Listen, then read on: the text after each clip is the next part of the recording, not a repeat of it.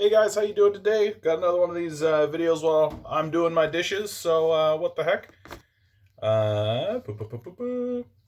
Today, I really explicitly want to talk about the basic income.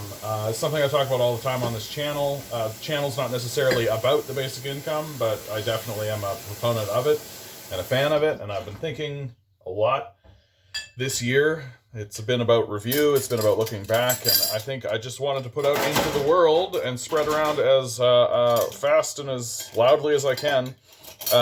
This is your regular reminder that you're paying more to keep people poor than it would cost to get them out of poverty. Always good to remind you that we are every single day choosing to keep people on the streets, keep people poor, keep people homeless, keep people desperate, starving, suffering, than it would cost to just normalize their lives, right?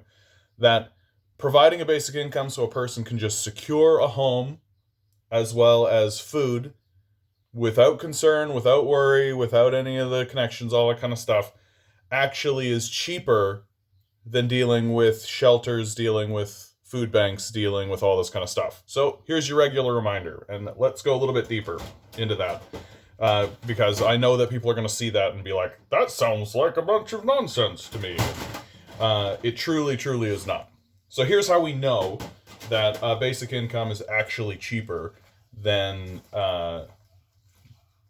here's how we know a basic income is cheaper than than what we're doing. So we do studies all the time. Like, we know how much poverty costs the society. So, for example, here in Ontario alone, the cost of poverty on the society is about $35 billion, right? Around there, right? So $35 billion annually is what it costs.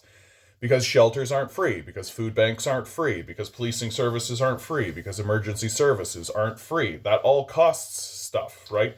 When people get abandoned by the society and they get thrown out onto the street, and no, they can't just go get a job. No, that's not legitimate. That's not real. That's not how anything actually works. When these people get abandoned, when they're living on the streets, it costs us money to keep them that way, right? Like, instead of just having them go see a doctor annually, like, here's a real clean one. Instead of being able to afford to go see a dentist every year, right? Well, the only time, if you're homeless and you don't have any money, the only time you can afford, the only time that you go see a dentist is when it's an emergency, right? And the only time you can actually go get those services done in an emergency kind of situation is if you go to a hospital in the midst of your emergency. You bother a bunch of nurses. I shouldn't say bother, but you interact with a bunch of nurses. You interact with a bunch of doctors, right? They get a referral, which takes administration costs, right? And then they send you to where you need to go in an emergency capacity, right? Which takes administrative stress, right? Which puts stress on the dentist themselves. And they deal with your emergency issue, and the cost of that is far greater than simply letting that person go see a doctor every day or every year, right? Letting that person go see a dentist every year. Here in Ontario, $35 billion it costs. So Andrew Scheer outright set the price, as far as I'm concerned, right? There have been like a couple of studies. I shouldn't say a couple. There's been one study specifically that pegged the basic income in the mid $70 billion range. But Andrew Scheer, during the last round of debates when he was running for the prime ministership, he said that the basic income was $48 billion. And of course, he said it with this kind of like, $48 billion is so much money. That's like half the amount of money that corporations have just been handed to throw into their offshore accounts by the Liberals in this last period of time. So it's not a lot of money. It isn't. It's just not a lot of money. So Ontario alone is $35 billion. It doesn't take a genius to extrapolate, right? Like, Quebec is going to be probably another $35 billion. British Columbia, right? Another $30 billion. The prairies themselves, right? So do the math. So we see, right? The basic income, not only is it effective right, at alleviating poverty. And we know it's effective at alleviating poverty because every single time it's tried, it's succeeded at doing exactly that. Not only do we know, and then on top of that, right, we have a childcare benefit, which is a basic income for children. And that has been an enormous success at reducing poverty. So it doesn't, like, this is pretty clear, cut and dry kind of stuff, right? We have the evidence; it's right in front of us. We know it's cheaper. We know it works. We know all of this kind of stuff, and so now we are actually in a position where we are paying more to keep people on the street. We are paying more to increase people's suffering. So if you make, let's create this easy scenario, right? Like, let's say I walk up to you and I say, like, hey, you're gonna make $100, right? That's the amount, that's the number that you get annually, and it just makes sense, and that's all fine. You get your food, you get your shelter, right? We're just creating a simplistic economic kind of example.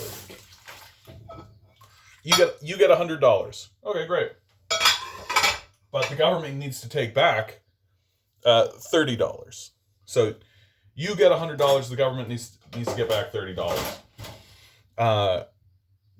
So imagine someone in the government came up to you and said, like, "Hey, how would you prefer to only have $25 taken?" Right? But what it means is this guy that's living on the street won't have to live on the street anymore. And then even more kind of like weirdly, people get really caught on this idea that it does mean that there's going to be a couple of people who go and just sit on a couch for a little bit, right? That's what's going to happen to them. They're just going to sit on a couch. They're just going to play some video games, and that seems to be it. People are like, no, I want to pay more, so I want to pay $30 instead of $25. I wanna lose 30% of my wage instead of 25% of my wage to taxes, to keep that person living on the street, so that guy living on the couch has to go get a job like the rest of us. Like, we do have kind of a weird mania. Like, we do have kind of a weird mental illness going on, I think. Like, it's this really weird, like we will shoot ourselves in the foot if it means that it hurts someone else. Like, and this seems absolutely the truth about humanity. Like, when it comes to hurting people, we can easily create huge, enormous ideological structures and justifications to, like, literally drop bombs on people. Literally, like, create an entire economic structure that creates weapons, that drops bombs on people, and we can fully back this idea that we need to inflict suffering and pain even on ourselves. Even on ourselves. But if somebody stands up and says, oh, hey, we can just, like, sidestep all of that and, like, literally be nicer. Just, like, straight up. Just be nicer. We can't seem to do it. We want the suffering. We want people to suffer. And it manifests completely in this basic income idea, because the basic income it would be cheaper. We know it would be cheaper. It would save us money while simultaneously increasing everyone's well-being, right? The society would be better. And the only, like, the stalwart complaint is, well, people just sit on the couch. Like, and eat, like, let's bite the bullet on that. Let's agree. Let's be like, okay. Like, okay. So the major critique that's coming out against the basic income is that it will make some people too comfortable. Right? That's the major critique coming out against the basic income, is that it will make some people too comfortable. And we prefer to worry about that than to worry about the people who are literally living on the street. Like the next time you step over that homeless person, really remember, it's costing you more. It costs you more to keep that person on the street. The next time you go to pay taxes, just remember what you're paying for is to keep people homeless. That's what you're paying for.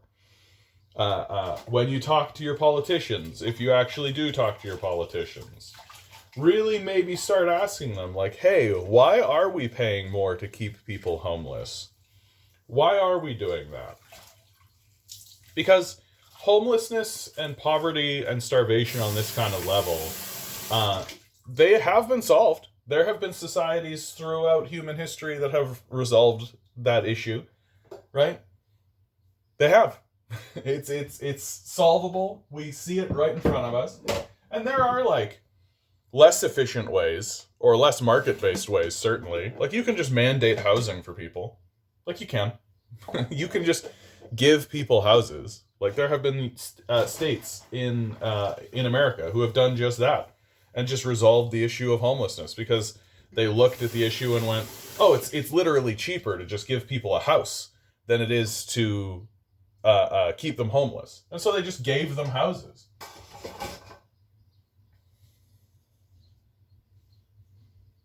Like, we can do this. We can absolutely do this. And so in the closing moments, we have to start discussing, why don't we? Why don't we? Why is it that when the Canadian Senate, why is it that when the Doctors of Canada, why is it that when major institutions, like the Canadian Senate is a major institution, come out in favor of a basic income as a poverty alleviation strategy, why is it that our government refuses to move forward on it, even in the middle of a pandemic, even after they had already passed legislation, the CERB, which could have easily been folded into the basic income? And the answer very simply is that wealthy corporate interests want you to be desperate and want you to be poor. Because it's not about the money. They're willing to pay extra money to keep you desperate and to keep you poor, because that way they can exploit your labor, and that way you're the one doing the work and you're the one making the stuff while they do nothing. Always remember, capitalists do not work. They do nothing. They'll happily call some guy sitting on the couch lazy, but no one is lazier than a capitalist, right? Even that guy on the couch is less lazy than a capitalist. Because at least that guy on the couch is not creating negative energy. At least they're not creating negative consequences on the society. They're not enslaving anyone or exploiting anyone, right? The way that capitalists do, so that they can live their stupid, meaningless lives of leisure in their palaces that they were born into, right? Like, they're not relevant people, and yet we've ceded all of this power to them. And they've chosen, very clearly, to keep people in the society desperate and to keep people in the society poor. And they've done it so that we'll just keep making their stuff for them. This is what the conservatives are going along with. This is what the liberals are going along with. And every single time you even contemplate voting for either of those parties, you are voting to have increased taxes to keep people on the streets homeless. That is what you are voting for. And it's not even like a gray area debatable kind of thing. Like, that's a black and white. The liberals had the opportunity to move forward with the basic income. They chose not to. They chose to keep your wages high so that people can live on the streets. And we shouldn't be gullible about this anymore. We shouldn't be stupid about this, right? Our political class wants us to pay more to keep us desperate so that we'll take any job that comes our way. And it's just going to keep going that way as long as we keep acting this way. Well, this is the end of me. Like, share, subscribe, send this one around. I think that this is important for us to, as Canadians, come to and agree. We've got to pay less to solve homelessness, and I don't know why we're not. All right.